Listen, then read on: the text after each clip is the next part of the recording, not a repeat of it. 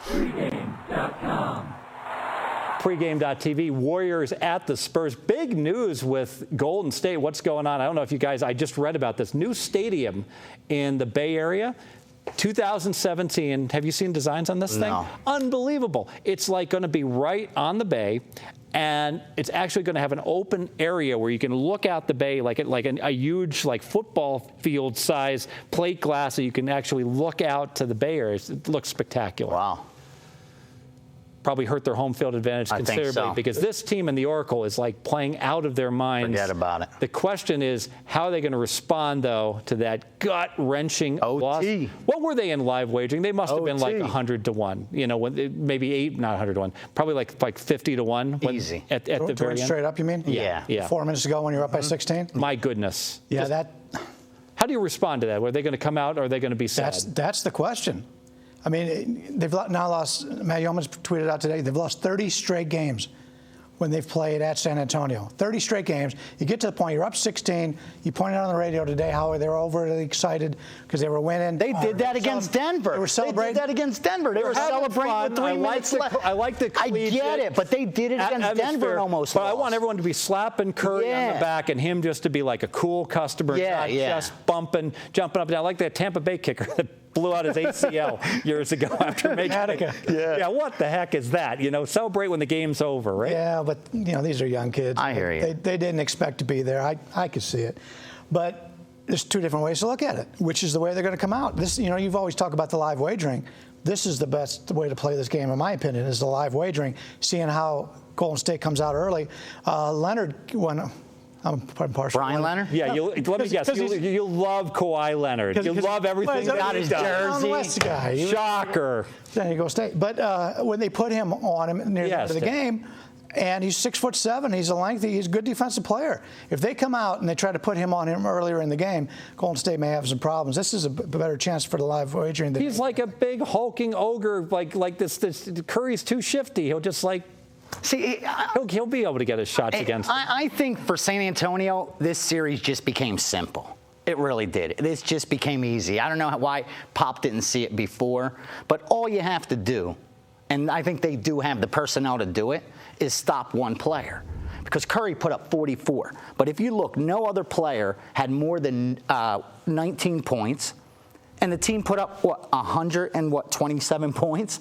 And no one else broke 20. So what you have to do is stop Curry. Well, Klay Thompson was in foul trouble, though. Right. Well, what I'm saying is when you look at the Spurs. Can shoot the rock. He can. But when you look at the Spurs, they just have too many weapons. You have 5 players that scored 16 or more. You can't just stop one option. But I think for San Antonio and Popovich, this just became a lot simpler. They know all we got to do is stop Curry. Well, all these teams have known that. I mean, all season long, he's been the one guy you wanted to stop. The problem is, and if you listen, with Lee out too, though now, And if you listen to Pop's interviews afterwards, and the guy talked about the Leonard slowing him down or whatever, and he goes, I don't think anybody slowed him down. He scored 44 points. Yeah, if you missed that interview, did you see this one? It was spectacular. Where they went and said, oh, Kawhi Leonard, he's the X factor. He's really able to clamp down on Curry and stop him. And Pops goes, 1, I have no idea what you're talking about, X factor, and 2, nobody stopped Curry. He kicked their butt all night long. And one thing about Curry, watching him, he's calling his players out, though. Don't you love that? They shot 51% against the Spurs. Who does that in back-to-back games? Yeah, he has the rare ability, he shoots like J.J. Redick. Yeah. But as we all know, J.J. Redick is a complete stiff, and once he drives past you, he can't do anything. But Curry has the big parachute. He's got the teardrop, and he's also got the scoop, left-handed or right-handed. That's extremely difficult to I love watching Curry play, but I just think this is San Antonio. In San Antonio, after a game 1 like that, I don't think it's going to be that easy for Golden State to score as it was in game 1. I like the total. And Redick's not a stiff. He's gotten better each and every year. He's one of those guys that's improved his game each and every year. He's a smart kid. He went to Duke. He went to Duke. My concern with Golden State here, you outshoot San Antonio in San Antonio. You draw basically as many fouls. And you lose. You out-rebound them. You lose. And you still find a way to lose. And you lose. Well, I sure wish J.J. Redick was playing based upon my best bet, but I do agree that I think Pop will do everything possible to go ahead and double-team Curry, shut him down. It will disrupt the offense somewhat, and they're not going to let Golden State go nuts. They're going 51% from the field. That ain't happening. I wish there's a prop bet I could bet under 50. Well, they're going to go ahead and slow it down, and that's what's. So I really don't know if they're going to be able to cover the 8, but I'm going to get at it with the total if I can. Go ahead and make this one official.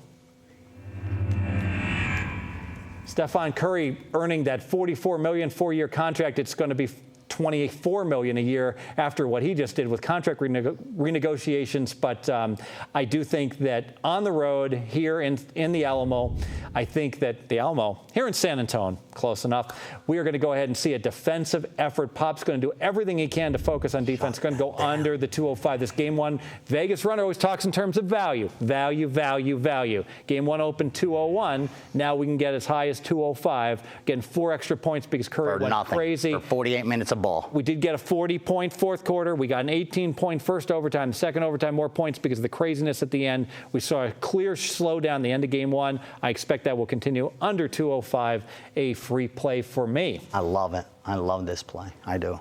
Winner? We'll find out tomorrow. Going out on a limb there. We'll know when the game's over. I told you we didn't know which. For myself, I didn't know which way we were going to get Golden State. But unfortunately, you got to bet the games before they start. No, you don't. That's the best part about it. Live game. Well, we're going to be talking about 2 games when we come back. Brian, we're going to say goodbye to you because we're going to be talking hockey. Pucks, no pucks. I don't follow hockey and I don't bet poker. I told you. So I'm of little use, similar to him during baseball. Pretty much. Unlike myself, I find my way to leave so I don't take an 18-minute video or whatever. Just hang out and talk hockey. Sage advice.